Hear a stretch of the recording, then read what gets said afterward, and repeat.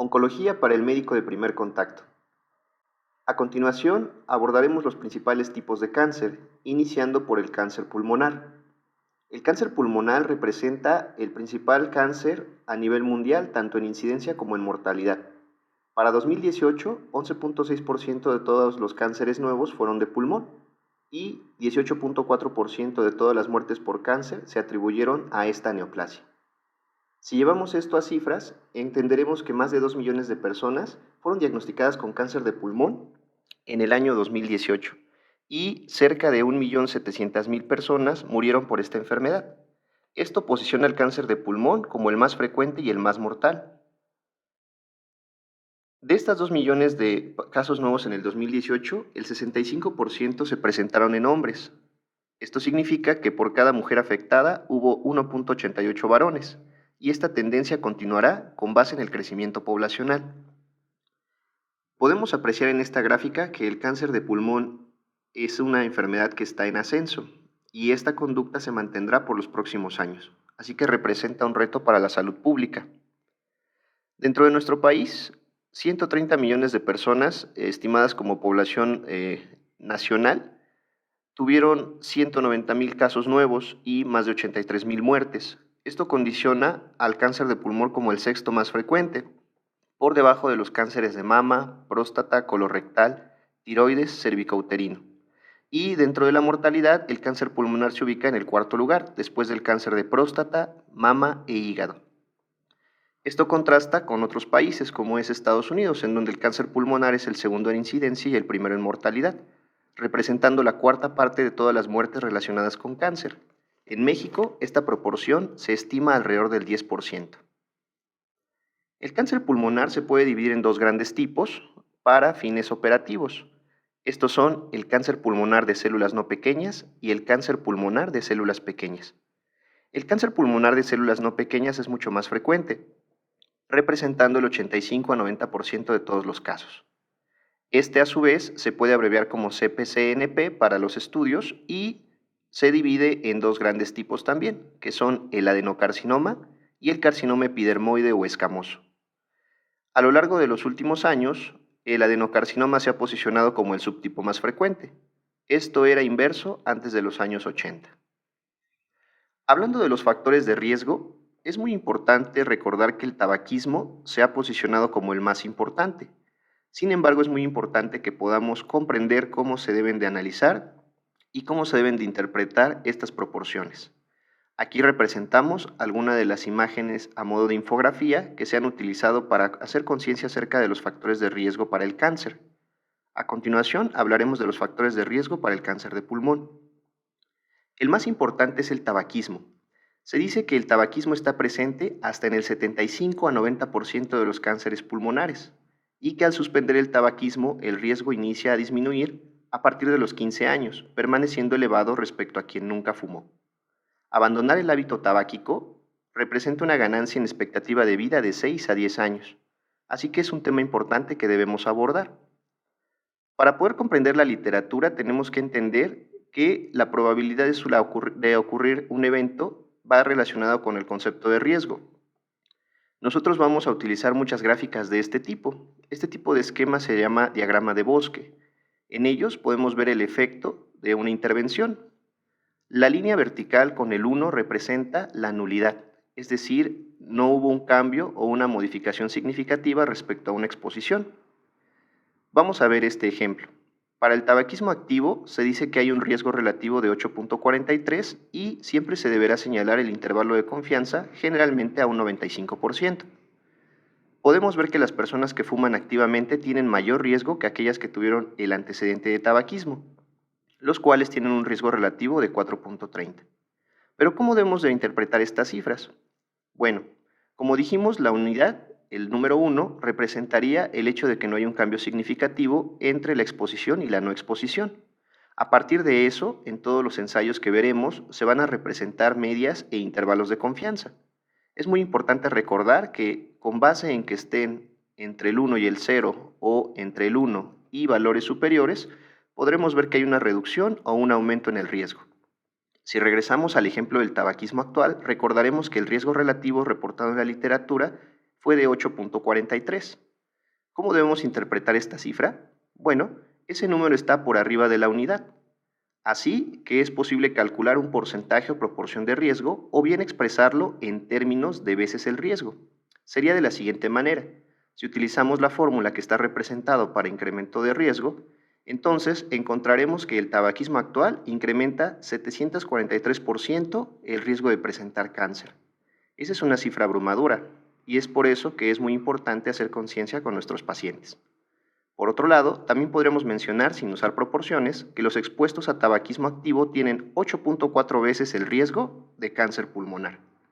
Si quisiéramos expresar cuántas veces más tiene el riesgo, tendremos que recordar que la unidad es nula, es decir, que habla de la misma cantidad para expuestos y no expuestos. Así que si quisiéramos expresarlo de forma comparativa, podríamos decir que los expuestos a tabaquismo activo tienen 7.43 veces más riesgo de cáncer pulmonar. Y esto nos hace comprender mejor de dónde salió también ese 743% que ya habíamos calculado. Es importante recordar esto para todos los ensayos que vamos a mencionar posteriormente. Ahora bien, una vez que se presenta el tabaquismo, mencionábamos que había dos grandes tipos de cáncer pulmonar de células no pequeñas. En este caso, el tabaquismo se asocia mucho más al carcinoma escamoso o epidermoide, con un riesgo relativo de 16.9, mientras que el adenocarcinoma también tiene un incremento en su riesgo por esta asociación, con 4.21. En esta gráfica podemos observar cómo se va a manifestar el riesgo relativo con base en el número de cigarrillos por día. Podemos ver que el carcinoma epidermoide o escamoso tiene un mayor riesgo relativo comparado con el adenocarcinoma y con el carcinoma de células pequeñas.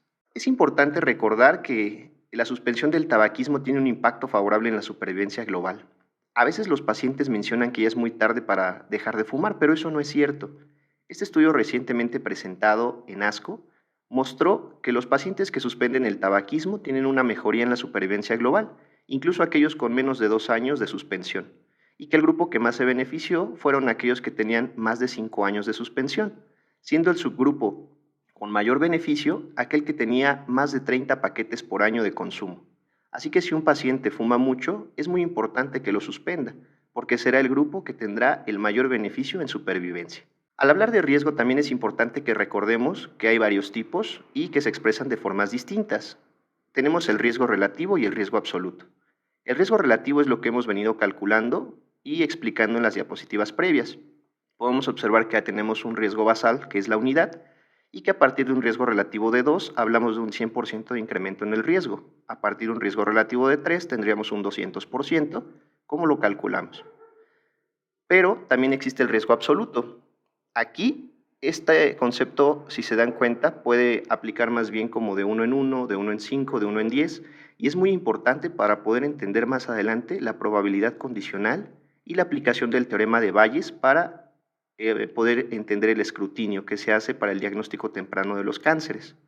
Además, esta diferencia en riesgos es importante para la interpretación de la literatura. Si nosotros hablamos, por ejemplo, de las muertes por cáncer con y sin tamizaje, en este hipotético diríamos que sin escrutinio tendríamos un 8% de muertes y con el escrutinio 4%. La prensa o la publicación podría decir que el tamizaje reduce la muerte por cáncer en un 50% al bajar de 8 a 4. Esto es una reducción bastante significativa en esa proporción. Sin embargo, el beneficio, si hablamos de un riesgo absoluto, es de una reducción del 4%. Así que tenemos que ser muy cautelosos en cómo se está expresando la literatura para poderla interpretar correctamente. Además del tabaquismo activo, existe el tabaquismo de segunda mano. En este estudio podemos ver nuevamente cómo al centro se encuentra la unidad, podemos ver estos intervalos que representan ese espacio con el 95% de confianza y podemos ver el efecto global o el efecto de la suma de todos los estudios. Aquí podemos ver que se incluyeron 27 estudios de casos y controles y 13 estudios de cortes prospectivas. Finalmente se concluyó que el tabaquismo de segunda mano tiene una OR o razón de momios de 1.16. Esta razón de momios se puede interpretar con el mismo sistema que utilizamos para el riesgo relativo. Sin embargo, no se calcula de la misma manera y no proviene del mismo tipo de estudios. Mencionaremos algo respecto a eso más adelante. En cuanto al análisis por subgrupos, las mujeres fueron más afectadas en general, con un OR de 1.25, y además de cáncer pulmonar, tuvieron riesgo de presentar cáncer de mama asociado al tabaquismo de segunda mano. Otro estudio interesante fue el estudio de Yu, en el cual se mostró que este tabaquismo pasivo en el área de trabajo incrementó el riesgo con una OR de 1.47 en mujeres chinas. Así que el tabaquismo de segunda mano también es una cosa que tendremos que atender con los pacientes. Cuando estemos en el consultorio, tenemos que interrogar sus hábitos, calcular el índice tabáquico, explorar si los pacientes practican el tabaquismo de segunda mano o están expuestos a este tabaquismo pasivo y además explorar algunas conductas nuevas, como son el uso de cigarrillos electrónicos. Estos cigarrillos electrónicos son dispositivos diseñados para suministrar nicotina en una solución de vapeo, en lugar de humo y sin combustión de tabaco. Es importante señalar que desde el año 2016 se ha estado explorando el beneficio de los cigarrillos para abandonar el tabaquismo y reducir el consumo. Está comprobado en un metaanálisis con dos estudios, que son el estudio ASCENT y el estudio ECLAT, que el abandono de tabaquismo a los 3 meses fue significativo, con un riesgo relativo de 2.55, y que se logró demostrar una reducción en el consumo de cigarrillo a los 6 meses, con un riesgo relativo de 1.30. Así que ha quedado demostrado, al menos en estos estudios, que el uso de cigarrillos electrónicos es útil para abandonar el hábito y reducir el consumo. Sin embargo, es muy importante mencionar que debido al uso reciente de estos dispositivos, aún no se tiene evidencia sólida para determinar los efectos a largo plazo. Es muy relevante el hecho de que contiene sustancias como propilenglicol, glicerina vegetal y formaldehído, sobre todo si la temperatura sobrepasa la que es recomendada por el mismo dispositivo. Según la encuesta para el consumo de drogas, alcohol y tabaco del 2016 al 2017, más de 4 millones de adultos mexicanos han usado cigarrillos electrónicos.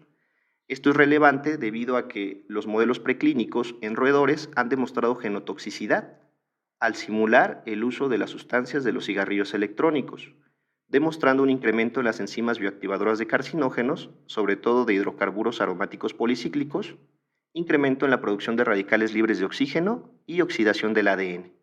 Debido a ello, muchas instituciones de salud han hecho campañas acerca de la prevención del vapeo. Además del riesgo de cáncer, se han demostrado en modelos ya clínicos el desarrollo de enfermedades pulmonares agudas y lesiones pulmonares asociadas con el uso de cigarrillos electrónicos. Así que tenemos que advertir a los pacientes que si bien es cierto que no hay evidencia sólida sobre su relación con cáncer en seres humanos, se debe de mantener una vigilancia estrecha de los efectos a largo plazo.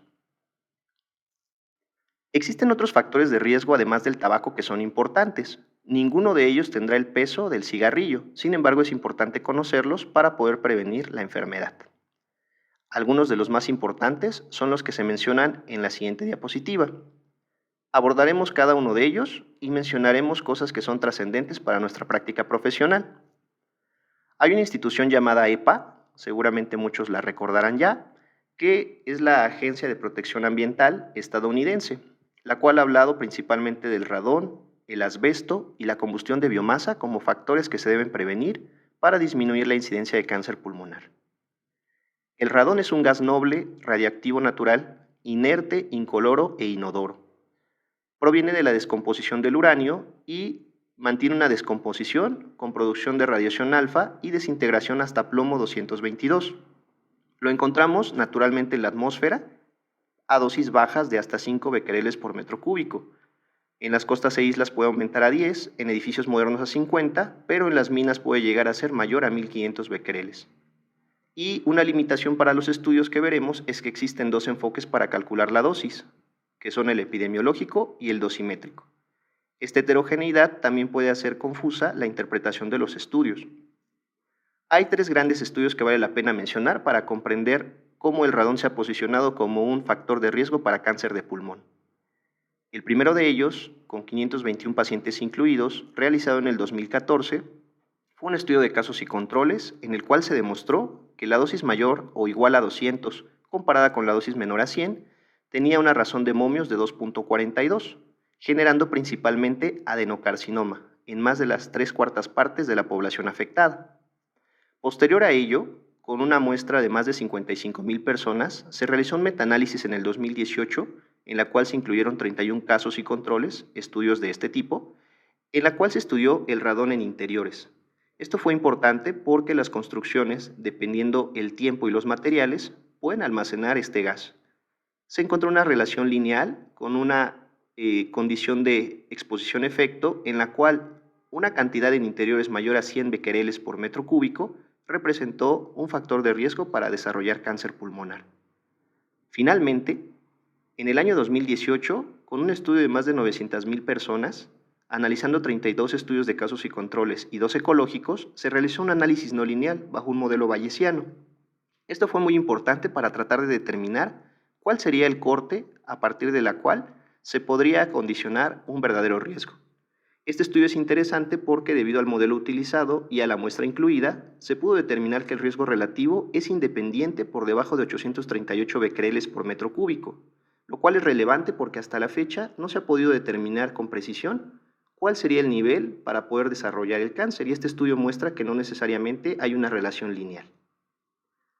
Ahora que veamos estas imágenes podemos entender mejor por qué aparecen uranio, radio, por lo que mencionábamos acerca del decantamiento. Y podemos ver en esta construcción que es muy importante el subsuelo de las viviendas y de los edificios. A partir de ahí se desprenden algunas recomendaciones de la Organización Mundial de la Salud, como son la prevención del radón en viviendas nuevas y su mitigación en viviendas existentes. Al realizar mediciones de radón, también podemos disminuir en el sector de la construcción su acumulación.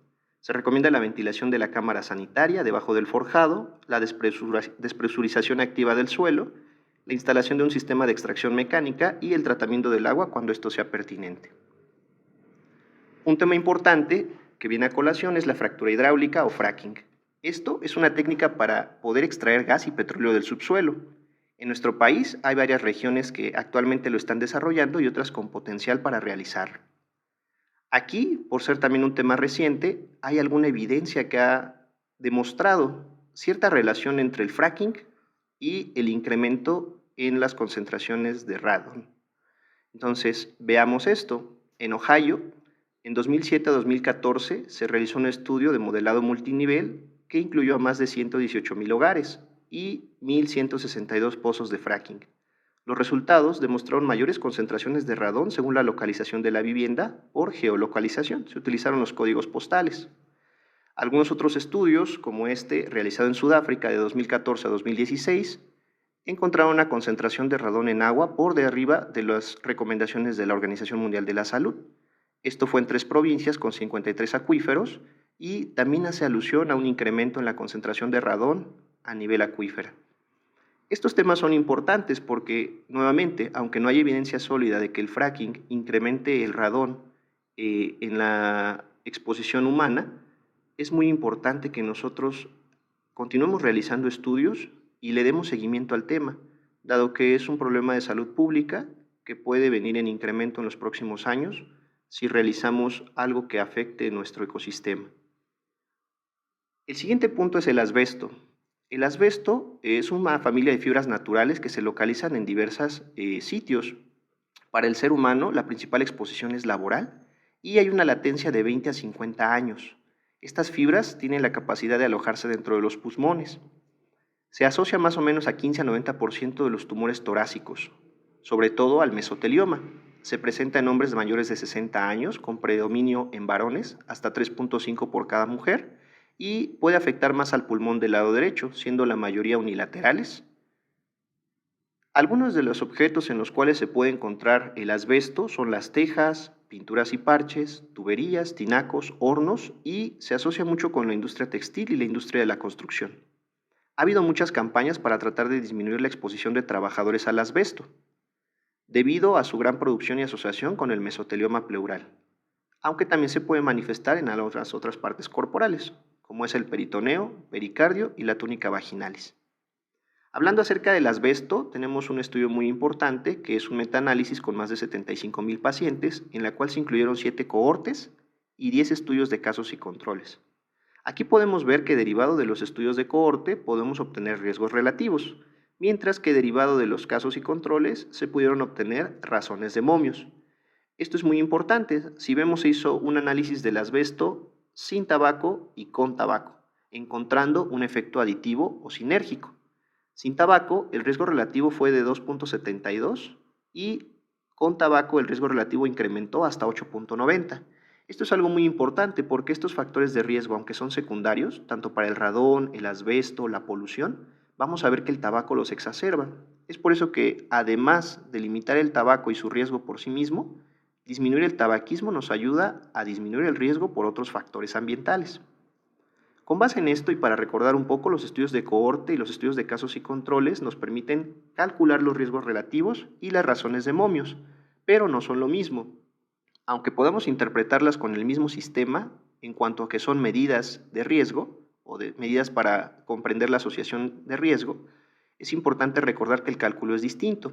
En esta gráfica podemos ver, por ejemplo, cómo fumadores que presentan cáncer de pulmón y que por otro lado tienen su control, cuando nosotros hacemos el cálculo con las fórmulas, no tenemos el mismo resultado al calcular un riesgo relativo que una razón de momios, debido a que la razón de momios toma en cuenta los factores de expuestos y no expuestos, pero se modifican con base en el número de controles.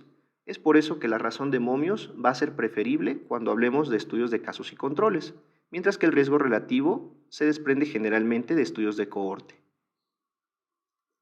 En cuanto a la combustión de biomasa, que es un problema frecuente en nuestro país, podemos mencionar que la biomasa es materia orgánica de origen vegetal o animal, incluyendo residuos y desechos orgánicos, que es susceptible de ser usada como combustible. Aquí se encuentran la madera, el carbón natural y también el residuo agrícola.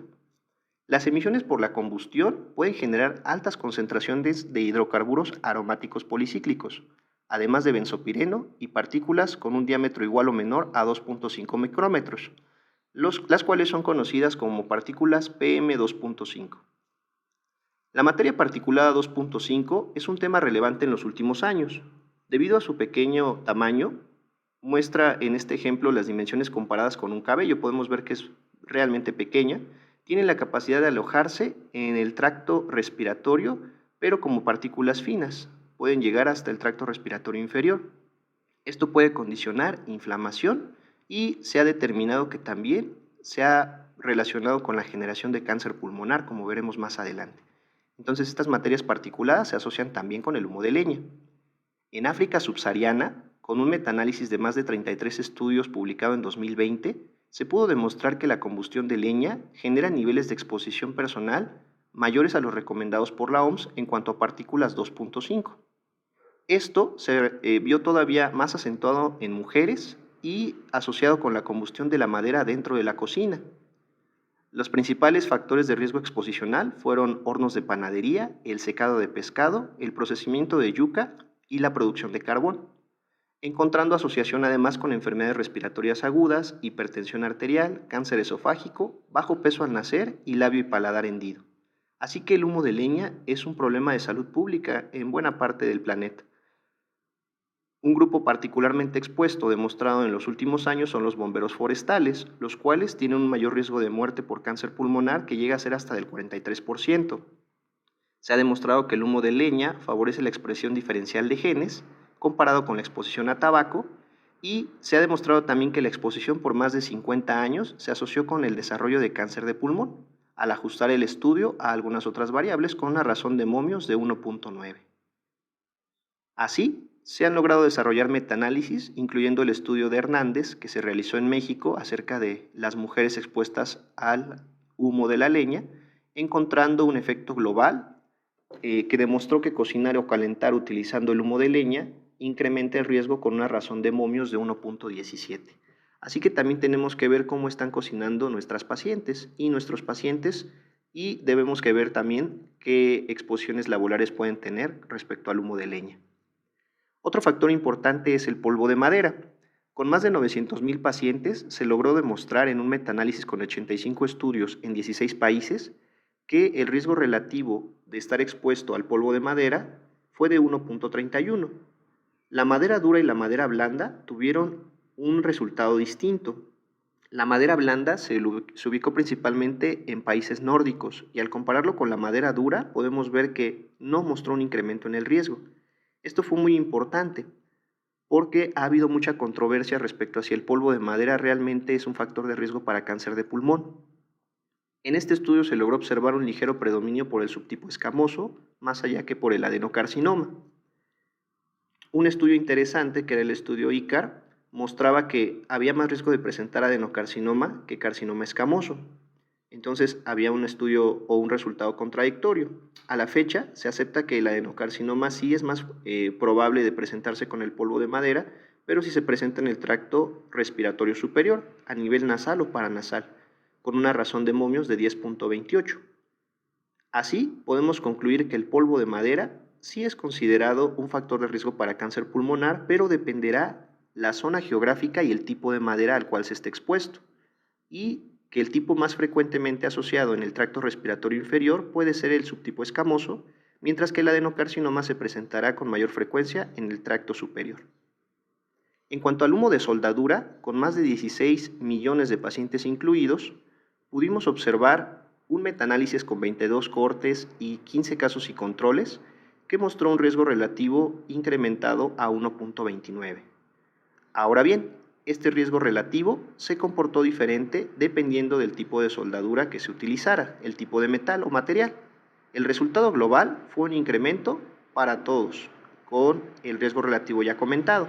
Sin embargo, cuando se hizo el análisis dependiendo del tipo de metal, se demostró que el acero dulce o hierro fue el que tuvo el mayor riesgo, seguido por el acero inoxidable y el astillero naval. Podemos concluir, por tanto, que el humo de soldadura incrementa el riesgo de cáncer de pulmón independientemente del tipo de metal, siendo más alto para el acero dulce o hierro y sin importar el método de soldadura, si es arco o si es soldadura con gas. Además, de forma independiente a la exposición al asbesto o tabaco. Y es muy importante recordar también que el tiempo de exposición pudo tener una relación dosis-respuesta, así que es importante también el tiempo que el soldador lleve desarrollando esa profesión. Para la materia particulada 2.5 se pudo concluir también un incremento en la mortalidad y un incremento en la incidencia de cáncer pulmonar. Como hemos mencionado, este es un tema novedoso y actualmente se acepta que la materia particulada 2.5 puede activar oncogenes y puede inactivar genes supresores de tumores, tanto por microRNAs como por metilación del ADN. Así, podemos recordar los factores de riesgo y sus razones de momios y riesgos relativos. Estas son cosas que debemos de analizar en el consultorio. Debemos de hablar acerca de dónde vive el paciente, qué características tiene su vivienda, si se han hecho mediciones de radón, si está expuesto a asbesto de forma ocupacional o de forma habitacional, qué tipo de combustión de biomasa tiene, si está expuesto a el uso de carbón, orgánico, de leña, si tiene exposición a madera, si es soldador o si vive en una zona con alta polución. Hay muchos estudios que ya nos están permitiendo cada vez acceder más a la medición de la contaminación ambiental. Y algunos otros, como el arsénico inorgánico, que se encuentra principalmente en el agua, el cromo hexavalente exposicional o la radiación ionizante dentro del personal de la salud, también son factores de riesgo. Es importante recordar que estos ORs y estas RRs pues no son las únicas que hay. Habrá más estudios que demuestren valores diferentes, pero algo importante es que muchas de las exposiciones se catalogan como sí expuesto o no expuesto basados en cuestionarios. Entonces, entre más cuantitativa pueda ser la exposición, mejor podremos estimar la causa y el efecto. Por poner un ejemplo, en cuanto al arsénico inorgánico en el agua, la razón de momios es de 1.08 para 200 microgramos por litro, que es el nivel del corte al cual se establece riesgo, pero si nosotros incrementamos la concentración de arsénico inorgánico a 700 microgramos litro, la razón de momios se incrementa hasta 7.10. Entonces, no se trata de poner o decir cuánto riesgo nos da cuando tenemos una comparación cualitativa, pero conforme podamos hacer estudios más finos y mejor diseñados, podremos estimar mejor el riesgo ajustando nuestros modelos. Para finalizar, podemos mencionar que el cromo hexavalente tiene un índice de mortalidad estandarizado de 1.31, también es un factor de riesgo, y la radiación ionizante ha demostrado una tasa relativa excedida de 0.51 por cada Gray. Entonces también tenemos que tomarlos en consideración al hablar de cáncer pulmonar. Padecer enfermedades pulmonares también nos predispone a desarrollar cáncer. siendo el enfisema una de las más importantes, seguida por la tuberculosis y la bronquitis crónica. Así que tenemos que ser cuidadosos con los pacientes que presentan estas comorbilidades. Cerrando esta parte, entonces, el cáncer pulmonar es la principal causa de muerte por cáncer a nivel mundial. Propicia cerca del 20% de todas las muertes globales por cáncer y tenemos el objetivo de disminuir el tabaquismo por ser uno de los factores con mayor riesgo para el desarrollo de la enfermedad. Les agradecemos mucho su atención y les deseamos un excelente día.